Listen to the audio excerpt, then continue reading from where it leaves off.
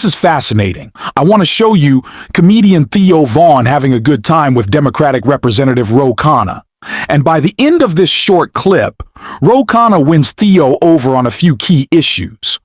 Now, Theo Von is one of the largest comedians out there. He's not some MAGA dude. He just happens to have J.D. Vance and like Trump on his podcast and doesn't know how to push back properly. But when he's sitting there across from a Democrat, they get along just as well.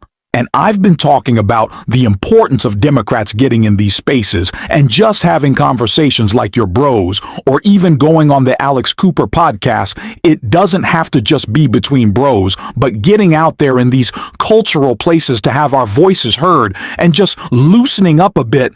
Don't be so finger waggy, and you see the results in real time. And the reality of it is a lot of people like Theo Von are winnable. I'll even go as far as saying that Joe Rogan is still somebody who's winnable. Let me show you all this clip first of Joe Rogan in 2017 talking about immigration. You guys will all find what he says. Very agreeable and solid. Just listen to this clip, and it shows how winnable people are. I see a lot of people online talking about this immigrant issue, and they either don't have kids or they don't think it could happen to their kids. Their idea is, hey, shouldn't have fucking come over here. You get those kind of people. Broke the law. Shouldn't have fucking come over here if your kid, you didn't want to get your kid separated. If you were in the presence of a woman who came over here from Guatemala and she's poor and she's starving and they're taking her baby away and she's wailing and screaming from a primal place in her DNA that the one thing she loves more than anything is being taken away. A baby. Yeah. If that doesn't freak you the fuck out, you're not a part of the team, man. You're missing it. You're missing it. What are we here for? We're here for 100 years of whatever. That's what we're here for. If you want to spend 100 years saying, hey, she shouldn't have fucking broke the law, I don't want you on the team. You're an asshole. I mean, Joe Rogan from 2017 is correct. And unfortunately, his brain has been rotted by whatever conspiracy theory algorithm he's on. But the hippie Joe Rogan that's saying this stuff, I find this convincing. I find this not to be corny. I find this more alpha than whatever MAGA is out there today. Whatever. Andrew Tate is saying this is a dude. Like saying, we're here for 100 years. Why are we tearing families apart?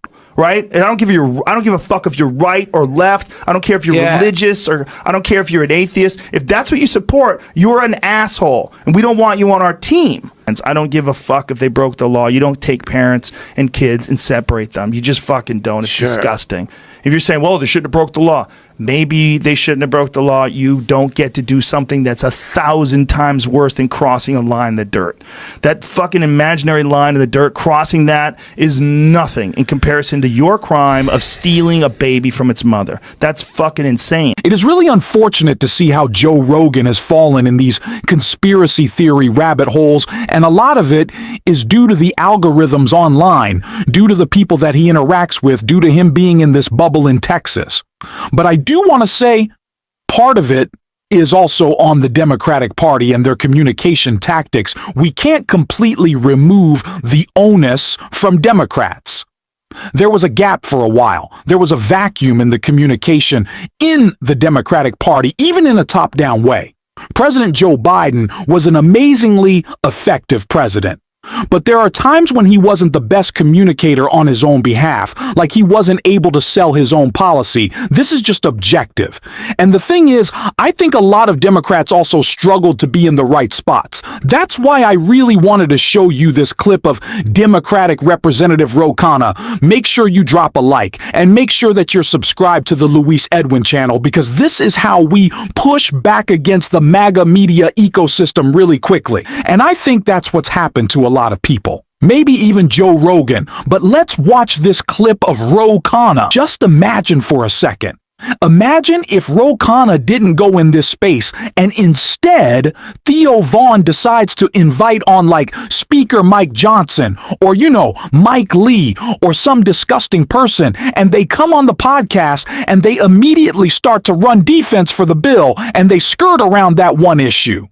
Then the millions and millions of young men, of young women, of people, not even young people, of the people who listen to Theo Von's podcast then don't even know about this provision. They don't even know it's the importance of getting in these spaces. And there have been times when I see people, not even as much in this audience, but in other audiences, why do we even care what Joe Rogan or what Theo Von thinks? Why do we even want to platform these people?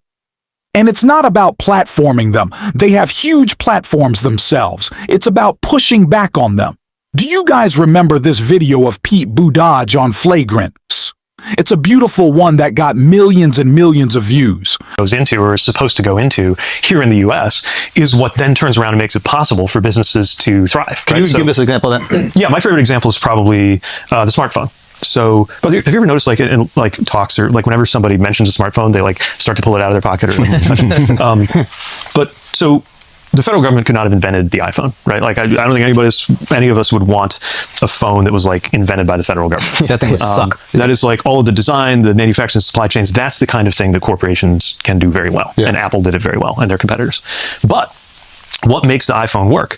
Well, among other things, the internet. The internet was literally invented by a federal research project.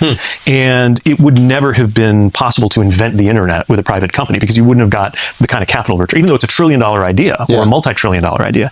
You know, companies can do multi-billion dollar ideas, but $1 trillion idea, like inventing the internet, that requires basic research. And that's the kind of thing the government's supposed to do, among many other things. It requires basic research? What is that? Yeah, by basic research, I mean things that are so fundamental that you actually don't know for 50 or 100 years if they're going to have a return. They might never work out. Oh, right? God, yeah. You can't look at it as this thing is going to be profitable. It has to be so it's different benevolent from endeavor for society. Yeah, it's different from research on like a pharmaceutical company researches a new medication, expecting that, you know, they're going to have a return in the next, 10, 20 years. Right, at least kind of within the kind of profit horizon. Yeah, but public parks is another version of this and stuff like that. Yeah, like you can't privatize the public park. Right, this is the whole idea of public goods. Right? This is why we have governments, why we collect taxes. God, we're turning into such libs already, dude.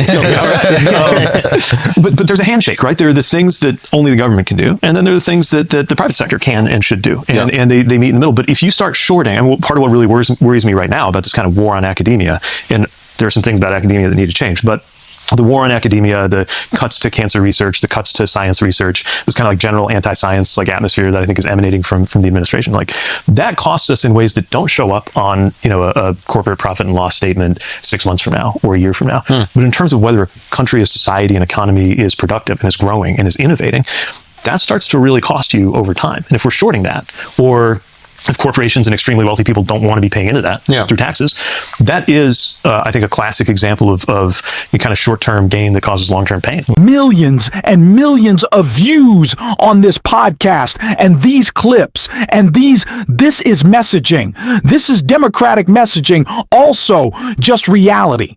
He's just talking about basic research, basic science, and I love it. And this is one of my goals for the next, 18 months until the midterm. Something of the sort. I want to continue to relentlessly be out in these spaces, go on podcasts, make sure our message is heard. Something that I like doing is going into, Trump rally spaces or Piers Morgan or Newsmax spaces. I like doing these debates, so I'm going to try to double down on that and make sure that our voice is heard. Make sure that we're pushing back. If you want to support that, as always, you can hit that subscribe button. Leave a like on this video, and if you stuck around to the end, drop a blue heart in the comments. And until next time, I'll see you soon.